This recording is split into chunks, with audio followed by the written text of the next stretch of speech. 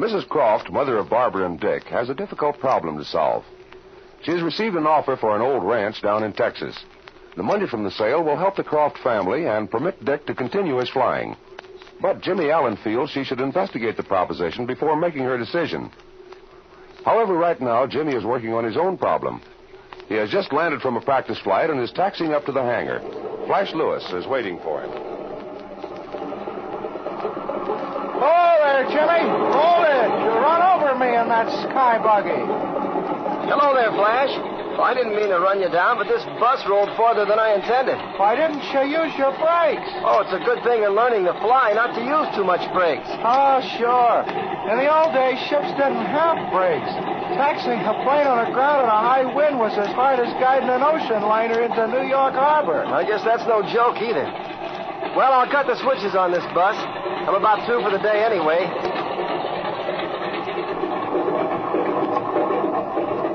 What'd you do this afternoon, Jim? Wait till I get out of this ship and get this heavy parachute off. There. Oh, I practiced some more landings. Made about 15 or 20, I guess, and went through some general air work. Say, Jimmy, did you ever find out anything about your friend Dick Croft? Oh, yeah, Dick's had a bad break, Flash. Well, in fact, the whole family has. You see, their father isn't living, and I just learned that Mrs. Croft's income from some bonds she owned is about down to nothing. Oh, that's too bad.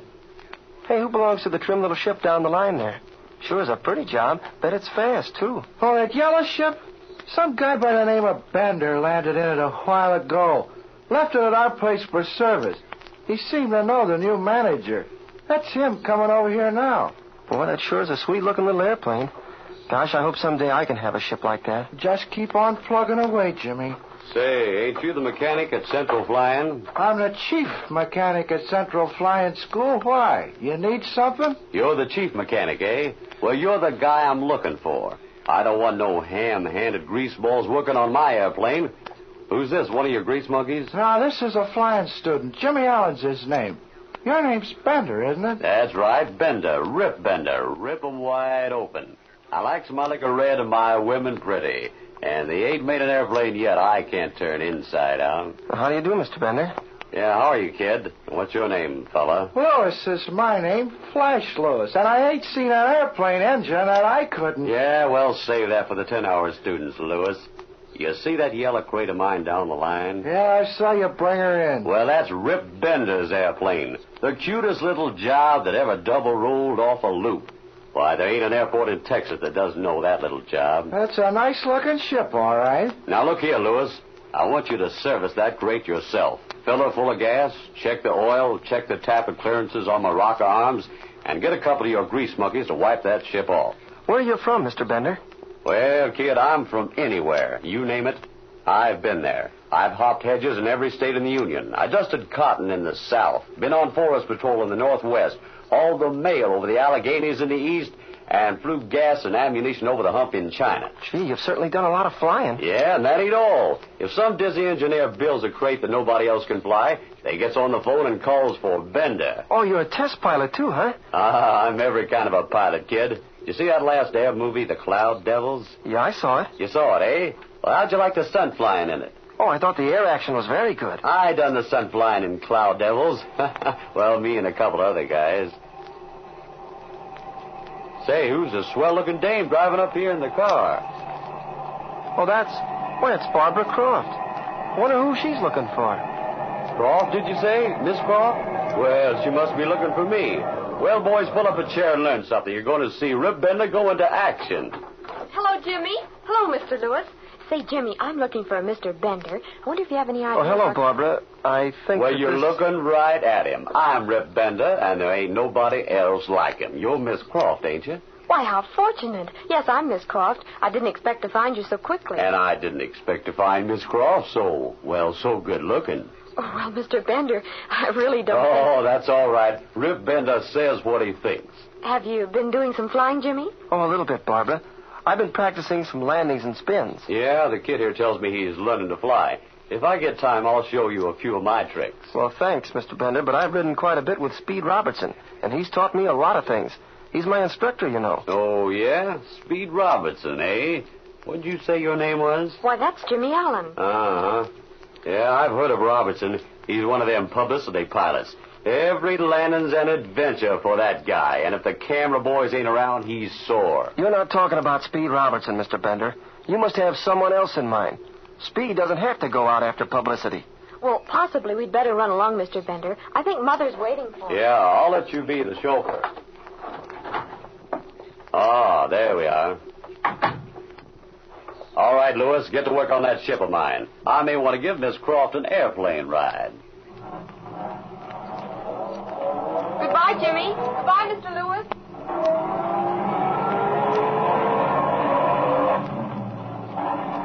Well, that guy wins a gold-plated propeller.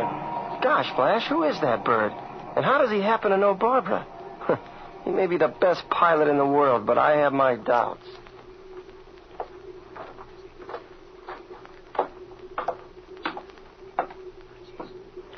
Oh, I'm sure you led a most interesting and thrilling life, Mr. Bender, visiting so many strange places. Here we are. Just go right inside. Well, somebody's got to do them tough land jobs, and it takes a guy with nerve. Oh, yes. The minute I saw you, I knew you were a man with plenty of nerve. Here, I'll close the door and call Mother. Please make yourself comfortable. Thank you. Mother! Oh, Mother! Mr. Bender's here. Yes, Bob. I'll be right in. Nice little place you got here, ma'am. And we've grown to be very fond of it. There are just the three of us, you know. Mother, my brother Dick, and myself. Well, this is a pleasant surprise, Mr. Bender. Well, I'll tell you, I hadn't had no answer to the letter I wrote you, so I figures, well, maybe I better climb in my airplane and come up here. It was rather a surprise.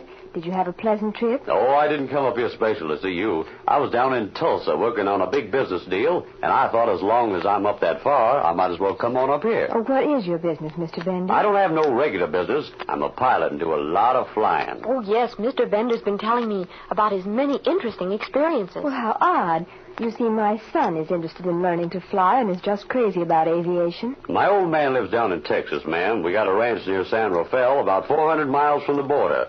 The old gent has a lot of cattle. In the last year or two, I've been down there helping the old fella out and riding the range for him. Mr. Bender was telling me that he flies over his father's ranch and watches the cattle that way. Sort of a modern version of the old-time cowboy. How very interesting. Yeah, we got a big ranch down there with thousands of head of cattle on it. I kind of looks after him for the old man. Is your ranch anywhere near my property? Well, it's like I told you in that letter.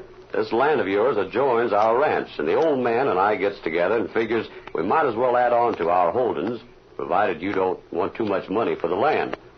I'll tell you right now, it ain't worth nothing, but it ain't doing you no good, you living up here and everything. So we figures you might be willing to let it go at a reasonable figure. Yes, I guess it's true. The land is of very little use. I'm ashamed to admit, but I've never been down there myself. Well, you ain't missed anything, unless you like mesquite chino grass mountains and canyons. The tract has been in my family for years and years, but I've never really taken much interest in it. My husband used to make yearly trips down there for the hunting. He seemed to love the country, but I just never got around to accompanying him. Yeah, it's all right for hunting, but it ain't no place for a lady like you or a gal like Barbara. It does seem as though the land should be worth something.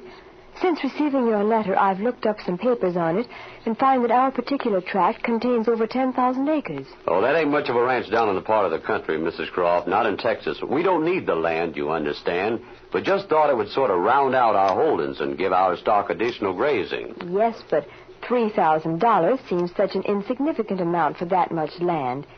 If I did sell it, I'd hope to realize much more than that. Well, it was just like I was telling you. You can't give away that land down in the country. They've got more land than they know what to do with down there in Texas. We had the ranch and the family for generations. I rather hate to think of giving it up. Well, suit yourself. There's another tract directly south and a little to the west of us we'd just as soon have, and I reckon we can buy it cheaper than we offered you. Money's money nowadays, you know. The old man says I'm a fool for wanting to pay $3,000 for that mess of rock and mesquite. If you don't want to talk business, I'll go back down to San Antonio and see the owner of that land south of us. Maybe I'm too sentimental about the old ranch, and, well, we could find use for the money, all right. Do I understand that you're willing to pay cash for the property? That's right, lady. Cash on the barrelhead. And when Rip Bender goes out to talk business, He carries the cash right with him. I don't know what earthly good I'd have for that land. Our home is up here, and Richard has no desire nor inclination to do anything with it. Of course, when conditions were different, I didn't mind paying the taxes. Oh, maybe we'd better let the old ranch go, Barbara. Well, Mother, you know best, of course. It's your land, and you know what you want to do with it. But after all, this is rather sudden. We really hadn't expected Mr. Bender. Yes, that's true, dear. Wouldn't it be a good idea to talk it over with Dick and then let Mr. Bender know later? I don't see if there's much to talk over, folks. I got the money right with me, and I come up here prepared to do business. That land ain't changed any, you know, and you've been paying taxes on it for a long time. I don't see nothing to stop us from putting the deal over right now. Barbara, I think Mr. Bender's right. I see no reason for any delay. I believe I'll sell the property, Mr. Bender. Excuse me a minute, Mother. I want to make a phone call. You're doing a sensible thing, Mrs. Croft. Give me a paper and pencil, and we'll draw up an agreement. Will Mrs. Croft sign the sales agreement which Rip Bender so eagerly places before her? And why did Barbara suddenly leave the room to make a phone call? Perhaps we'll learn in the next exciting episode of The Air Adventures of Jimmy Allen.